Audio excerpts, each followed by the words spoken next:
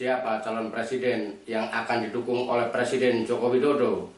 Ganjar Pranowo, Gubernur Jawa Tengah yang telah dideklarasikan oleh PDIP, atau Menteri Pertahanan Prabowo Subianto?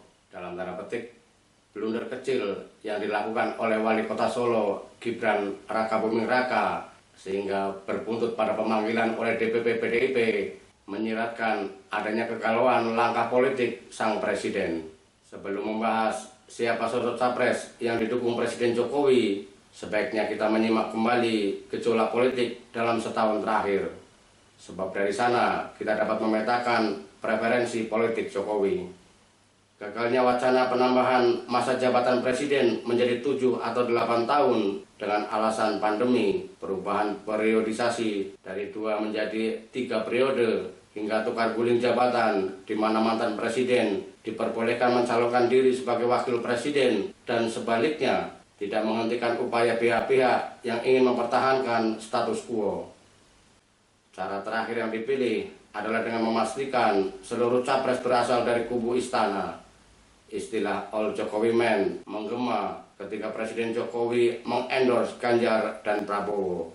Ucapan dan gestur dukungan diungkap secara terbuka dan berulang-ulang di berbagai kesempatan. Apa yang dilakukan Presiden Jokowi bukan kebetulan atau sekedar jok politik. Menurut Ketua Majelis Pertimbangan Partai Persatuan Pembangunan, Roma Hurmuzi atau Romi, Jokowi memang menginginkan hanya ada 2 capres pada gelaran Pilpres 2024. Masifnya lembaga-lembaga survei dalam tanda petik mengendorse Ganjar dan Prabowo juga dapat menjadi tetengar lainnya. Sebenarnya skenario Presiden Jokowi tidak salah. Wajar saja jika Jokowi ingin menjadi kingmaker sehingga penggantinya benar-benar sosok yang dijamin bisa mikul dhuwur mendem jero, menjunjung tinggi kebaikan dan prestasinya sekaligus mengubur hal-hal yang buruk. Dengan demikian Jokowi bisa soft landing dan dalam tanda petik tidur nyenyak setelah lepas jabatan. Tidak perlu risau pada program kerja yang belum selesai seperti pembangunan Ibu Kota Nusantara atau IKN, atau kepikiran program kerja yang mungkin bersinggungan dengan hukum. Namun skenario 2 capres tidak tepat, sekedar tidak mengatakan salah jika untuk mewujudkannya menggunakan pengaruh kekuasaan atau abuse of power. Contoh kecilnya memakai istana negara untuk membahas skenario demikian itu. Lebih tidak elok lagi andai sampai mengorbankan ruh demokrasi. Misal melakukan penjegalan terhadap capres yang diusung kubu oposisi melalui tangan-tangan kekuasaan, hukum maupun dalam tanda petik main kayu seperti merebut partainya melalui cara-cara inkonstitusional. Sebab sekalipun di sisi lain adalah juga petugas partai, presiden harus berdiri di atas semua golongan, memberikan kesempatan yang sama dan berlaku adil kepada seluruh anak bangsa sehingga demokrasi berjalan sesuai amanat konstitusi.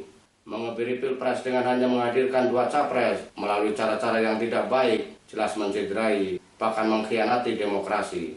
Dengan mudah istana akan dituding berada di balik penolakan judicial review Undang-Undang Pemilu tentang ambang batas pencalonan presiden atau presidensial threshold sehingga menutup peluang munculnya capres dan cawapres lebih dari 2 pasang.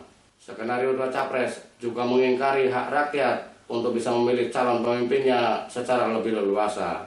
Rakyat seolah hanya dijadikan alat legitimasi, bukan lagi pemegang kedaulatan. Alasan presiden agar Pilpres 2024 efisien dan cepat, seperti disampaikan Romi, sangat tidak masuk akal. Alangkah berbahaya jika pemimpin ke depan harus sesuai dengan keinginan presiden yang masih menjabat.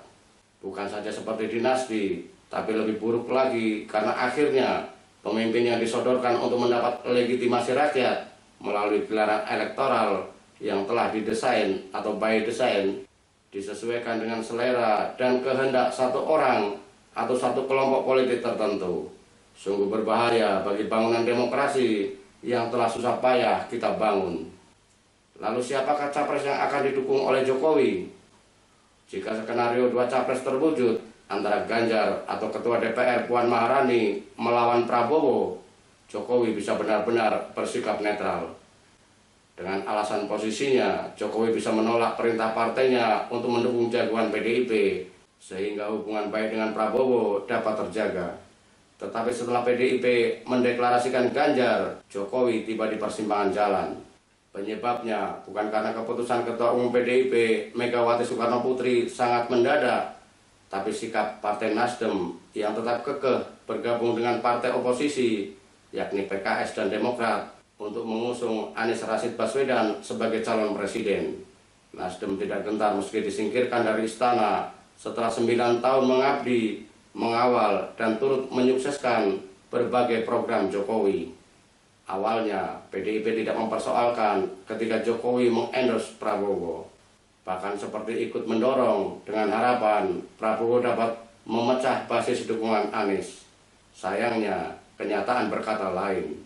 Dukungan untuk Anies justru melesat, bahkan menggerus basis suara Prabowo, bukan sebaliknya. Jawa Barat yang semula kantong suara Prabowo, bahkan mampu mengalahkan Jokowi di 2 gelaran Pilpres sebelumnya, kini berubah total menjadi basis Anies. Demikian juga di luar Jawa yang sebelumnya dikuasai Prabowo, seperti Sumatera Barat, Aceh, hingga Kalimantan. Sulit untuk menutupi fakta, suara Anies di sana begitu dominan. Lebih tragis lagi, Prabowo malah menggerus basis kelompok yang mengeklaim sebagai nasionalis, seperti kasus di Solo. Pernyataan dukungan yang disampaikan relawan Jokowi usai Prabowo bertemu Gibran adalah alarm berbahaya bagi PDIP.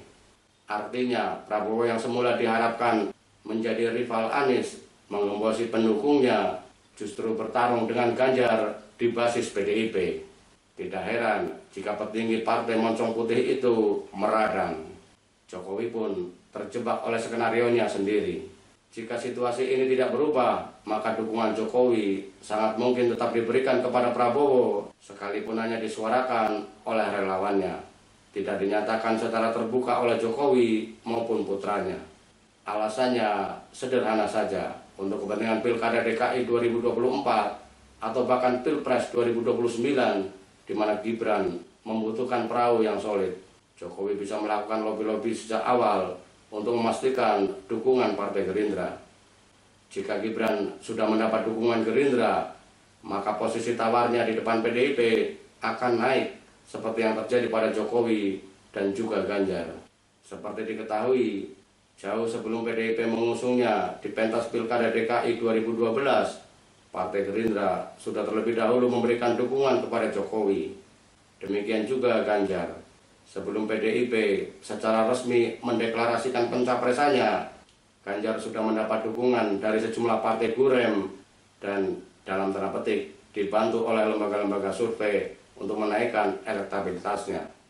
Model ini seolah sudah baku, sehingga siapapun yang ingin mendapat dukungan PDIP bisa menggunakan pola yang sama.